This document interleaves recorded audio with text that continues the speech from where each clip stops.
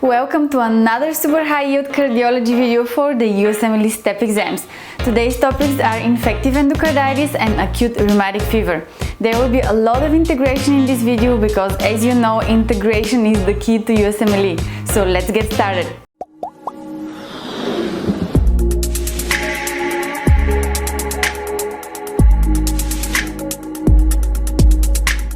Let's quickly go over the heart layers as we will need a little bit of anatomy knowledge for this lecture.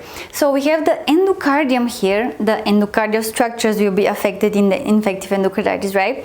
So it's a thin membrane that covers the heart chambers from the inside and also creates the valvular surfaces. Also, we have the myocardium after that, which is basically a muscular tissue responsible for the contraction of the heart, and on the inside, the most outer layer is the pericardium.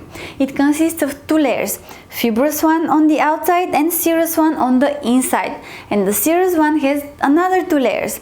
On the outside is parietal and on the inside is visceral. Basically, the visceral layer directly covers the heart. And between the fibrous and the serous layer, normally we have a little bit of fluid to prevent from friction while the heart is moving around. But more on the pericardial diseases and what can go wrong with the pericardium, you can check out in our pericardium diseases video. Let's go over the risk factors for infective endocarditis. These include prosthetic valves being implanted in the patient, or he is IV drug user, most commonly heroin, or he is on immunosuppression therapy, or he is undergoing dental procedures which include mucosal perforation, basically bleeding from the gums, or he has history of previous endocarditis, or he has cyanotic heart disease which has been unrepaired or has been recently repaired. And what are the cyanotic heart diseases? Tetralogy of Fallot, transposition of the great arteries, truncus arteriosus, tricuspid atresia, total anomalous pulmonary venous return. Or the patient has congenital valve disease, most commonly mitral valve prolapse. Something very important I would like you to know here is the following. Mitral valve prolapse, acute rheumatic fever, and myocardial infarction, all of these can lead to mitral regurgitation as a complication. But the way it happens is very important for you to know because they're gonna ask you on the exams. So in mitral valve prolapse and in acute rheumatic fever, which results in rheumatic heart disease, here the mitral regurgitation happens because of rupture of the chordate tendineae of the valve. Whereas in myocardial infarction, there is again a rupture, but of the papillary muscles of the heart valve. That's how you're gonna end up with mitral regurg here. So please make sure you know this because you're gonna get tested on this. Let's go over the most common causes of acute bacterial endocarditis. So let's start with Viridian streptococci. It is the most common cause in patients with native valves, basically their own valves, undergoing dental or respiratory tract procedures involving mucosal bleeding.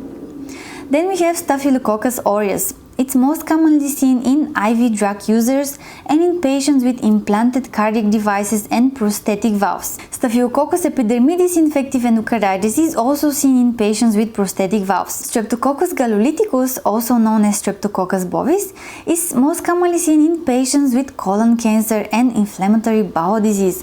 So make sure that when you find this infection, you perform a colonoscopy immediately. And lastly, Candida and Aspergillus is seen most commonly in patients with long-term indwelling catheters or immunosuppressed patients with AIDS, organ transplants, or malignancies. And here I decided to prepare for you a couple of high-yield microbiology slides for you to refresh your memory on gram-positive and negative microorganisms, as well as bacteriostatic and bactericidal antibiotics, as they're very heavily tested on all three steps. The gram-positive microorganisms are the Staphylococci, Streptococci, and the gram-positive rods. Now, how to differentiate between staph and strep is by the enzyme catalase. The Staphylococci have the catalase enzyme, whereas the strep do not have the catalase enzyme. Now, the Staphylococci are Staph aureus, Staph epidermidis, and Staph saprophyticus. How to differentiate between those three is by another enzyme, coagulase. Only the Staph aureus is coagulase positive, remember that. We divide the streptococci into three groups, the ones who produce alpha hemolysis, beta and gamma hemolysis. The alpha hemolysis, which is a partial hemolysis, is observed with strep pneumo and strep viridans. Basically, when we grow these microorganisms on blood agar, when we have alpha hemolysis, we're gonna see incomplete lysis of the red blood cells. and thus we're gonna see green area around the colony growth. Whereas in beta hemolysis, which is complete hemolysis, which we observe with Strep pyogenes and Strep pyogalactiae, we're gonna observe complete lysis of the red blood cells in the agar and clear area around the colony growth. Now the gamma hemolysis, which is no hemolysis whatsoever, we will observe with Enterococci and Strep gallolyticus, and the blood agar will remain red as there is no red blood cell breakdown. The gram-positive rods that you must know are the Clostridium, which is anaerobe, Corynebacterium, Listeria, Bacillus anthracis, Bacillus cereus, Nocardia, which is aerobe, and Actinomyces, which is again anaerobe. The gram-negative organisms that you must know are the Diplococci, coccoid rods, and again we have rods here as well.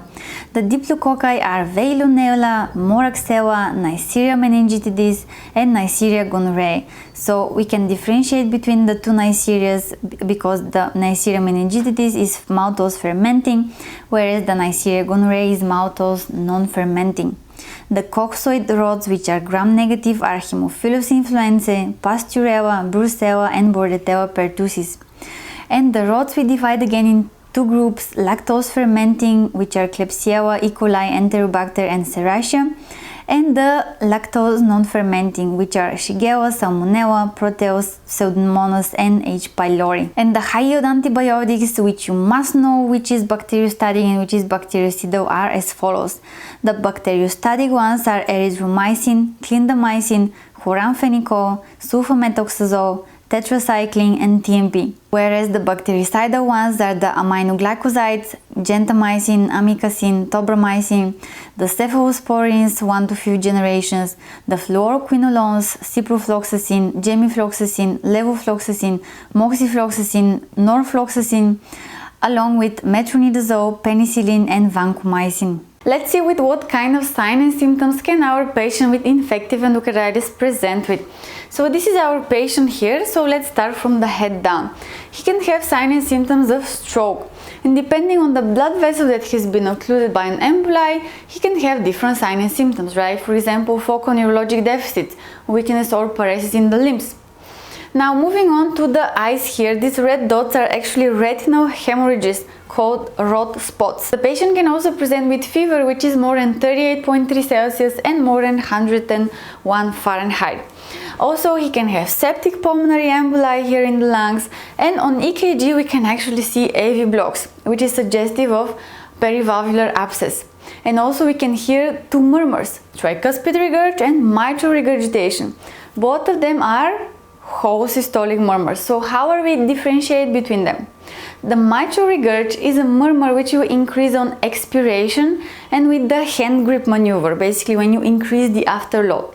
Whereas the tricuspid regurg is a murmur which will increase on inspiration and with the Valsalva maneuver, basically when you hold your breath like this. And what are you doing by doing this? You're decreasing the preload. Okay, moving on. Now we can also observe splenomegaly and hematuria if the spleen and the kidneys are also involved. Also under the nails we can observe the so-called splinter hemorrhages, whereas on the finger pads here and on the toe pads we can see what is called Osler nodes. These are painful raised bumps, whereas on the palms and on the soles we can see genuine lesions, which are non-painful, and basically these are peripheral hemorrhages due to embolization again. So if a patient arrives at the hospital with a fever of more than 38.3 degrees Celsius and a new heart murmur, then this is super suggestive of infective endocarditis. So what do you want to do first? Yes, you want to take 2 blood cultures from 2 different sites. Remember, 2 blood cultures from 2 different sites. It's very important. So you're expecting the blood culture to come back positive, right? But what if it comes back negative? Yes, now you have to start thinking of microorganisms that are negative on blood culture, which are the Hasek organisms: Haemophilus, Actinobacillus, Cardiobacterium, Echinella, and Kingella. Remember these 5. But on the exam, if they ask you what are the most common reasons for negative blood culture, the answer will be Coxiella and Bartonella. But wait, is there another reason why the blood culture would come back negative when the patient is actually having infective endocarditis? Yes, there is one. For example, if you start the patient on antibiotics before you take the blood cultures. This is a very big mistake, and it's very tested on the exams. So make sure you take the blood cultures from the two different sites before you start the antibiotics. Because if you start the antibiotics first, the blood culture might come back negative. But if the culture does come back positive, now you have to confirm your diagnosis. And how do we do that? With the TTE, to look for valvular vegetations. And if the TT is positive, alright, now you have to start treating the patient. But if it's negative, now you have to perform another test, which is the invasive one, the transesophageal echocardiography, because this test is more specific and sensitive than the TTE. Luckily, here we have a specific criteria called the modified Duke's criteria to diagnose infective endocarditis, so there is no confusion about it. And you are seeing it right here. For a definitive diagnosis, we require 2 major and 1 minor criteria, or 1 major and 3 minor criteria, or 5 minor criteria. The major criteria include persistently positive blood cultures, which means 2 positive blood cultures drawn 12 hours apart, and positive echocardiogram for infective endocarditis, which can include oscillating intracardiac mass on the valve for supporting structures, or in the path of regurgitant jets, or on implanted material in the absence of an alternative anatomical explanation, or if you see an abscess or a new valvular regurgitation. The minor criteria include predisposing heart condition or IV drug user, fever more than 38 degrees Celsius, vascular phenomena like major arterial emboli, septic pulmonary infarct, mycotic aneurysm, intracranial hemorrhage, conjunctival hemorrhages, and genuine lesions. Also immunologic phenomena like glomerulonephritis, Osler nodes, rod spots, and rheumatoid factor. And also microbiologic evidence like positive blood cultures but not meeting the major criteria that we just discussed. And of course echocardiographic findings consistent with infective endocarditis. If our patient is acutely ill right now, we should not wait for the blood cultures to come back with the results in 1 to 3 days, right? We should start them on empiric therapy, and it is as follows. Now for community-acquired native valve infective endocarditis, we want to cover the most common organisms that are causing it, like the MRSA and the methicillin-sensitive Staph aureus and Strep viridans. And how do we do that? With vancomycin and gentamicin. Now, on the other hand, if the infective endocarditis has been acquired in the hospital after 72 hours after admission, basically what is called nosocomial infection, then you want to cover multi-resistant bacteria and especially the coagulase negative staphylococci, which are Staph saprophyticus and Staph epidermidis. Alright, so we do this again with Vanco and Genta, but we add rifampin and anti-pseudomonal beta-lactam antibiotic like the carbapenems. Also, apart from that, if the patient has prostatic valve infective endocarditis, we want to give them Vanco, Genta and rifampin again. And if the patient has Hasek infective endocarditis, you want to treat him with ceftriaxone. And when the blood culture comes back with the results, you have to tailor your treatment depending on the sensitivity of the causing agent. And if this microorganism is penicillin sensitive, then we're gonna treat our patient with IV penicillin G or IV ceftriaxone. Let's go over the surgical indications in patients with infective endocarditis, as these are very heavily tested and you actually need them in your clinical practice. So the first one is the valvular dysfunction and acute heart failure. In patients with acute heart failure, the mortality is very big, so you want to perform surgery as soon as possible. Fungal infection or highly multi-resistant organism. For example, if you have infective endocarditis caused by Candida or Aspergillus, they normally come with very big vegetations, and the amphotericin B doesn't actually penetrate properly into the vegetation, so you actually want to perform surgery and take this out of the heart. Now, if you have prostatic valve and Staph aureus infection, you have to replace the prostatic valve. You also want to replace this prostatic valve if it has dehiscence. Basically, it's not working properly anymore. It's not in place like the way you want it to be. Also, if you have aortic valve abscess, as we said, the perivalvular abscess in the aorta can lead to AV block, so it's very important for you to perform surgery here as well. Also, if you have systemic embolization on antibiotic therapy, like we said, stroke, septic pulmonary emboli, these are all indications for surgical intervention in these patients. And also, if you have cardiac implant, like the devices like loop recorders or pacemakers, you have to take the device out and replace it with a new one. And here we have another super high yield indications, the indications for pre-procedure antibiotic prophylaxis. Basically, we want to give antibiotics to patients who are at very high risk of adverse effects if they acquire infective endocarditis. So we're gonna go over the patients here and we're gonna go over the procedures after that. So the patients that are high risk are the ones who have prosthetic valves implanted, or they have history of previous endocarditis, or they have cyanotic congenital heart disease which has been unrepaired or has been repaired recently with residual defects though. And what are the congenital cyanotic heart diseases? The 5 T's, right? Tetralogy of Fallot, tricuspid atresia, transposition of the great arteries, truncus arteriosus, and total anomalous pulmonary venous return. Alright, moving on. If the patient has had the congenital heart disease which has been repaired in the last 6 months, then you also have to give them prophylaxis.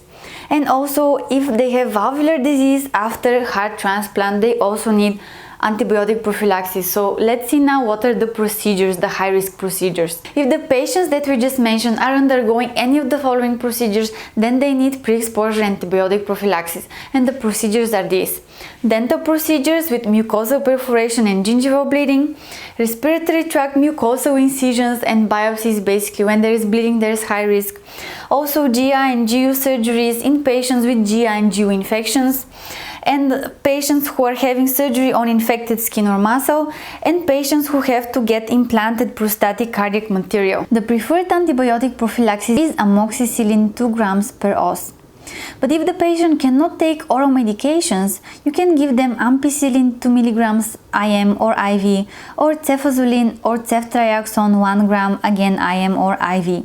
If the patient is allergic to penicillin or oral ampicillin, you can start them on cephalexin 2 grams per os, or clindamycin 600 mg per os, or azithromycin or clarithromycin 5 mg per os.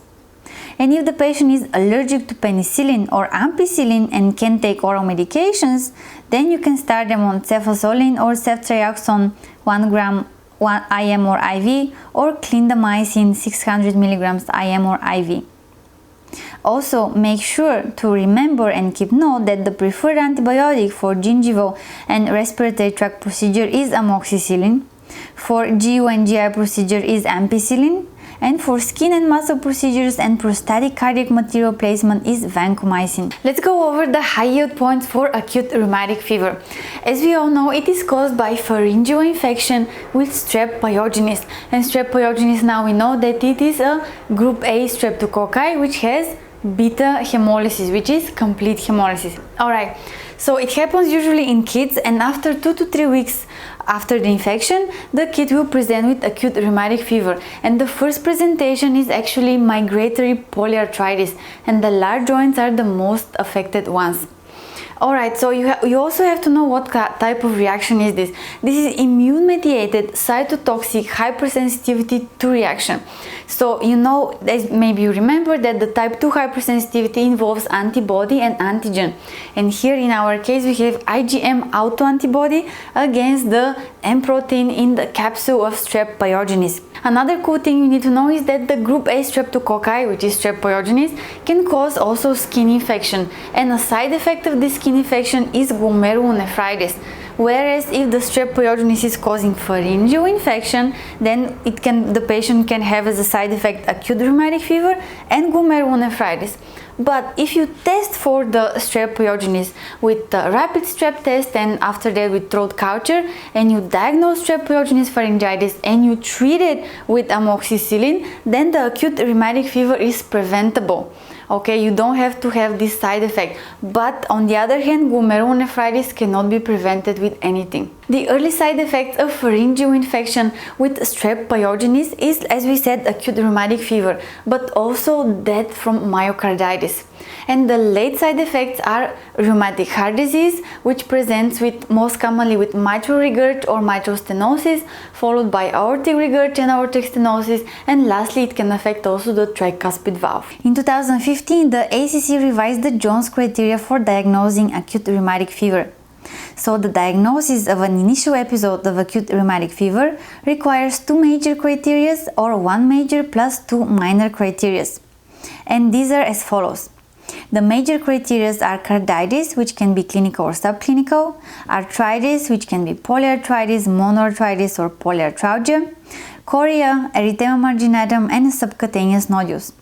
Whereas the minor criteria are oligoarthralgia, fever equal or more than 38.5 degrees Celsius, ESR more than 60 millimeters, and CRP protein more than 3 milligrams per deciliter and prolonged peer interval. And this is the end of our infective endocarditis and acute rheumatic fever video.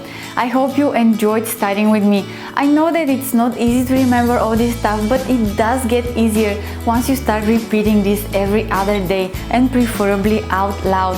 So be persistent and keep up the good job. And also subscribe to our channel if you haven't done so already, and hit the bell button so you get notifications once we upload new videos, which we do actually almost every day. Good luck with your studies, thank you for watching and see you on the next video.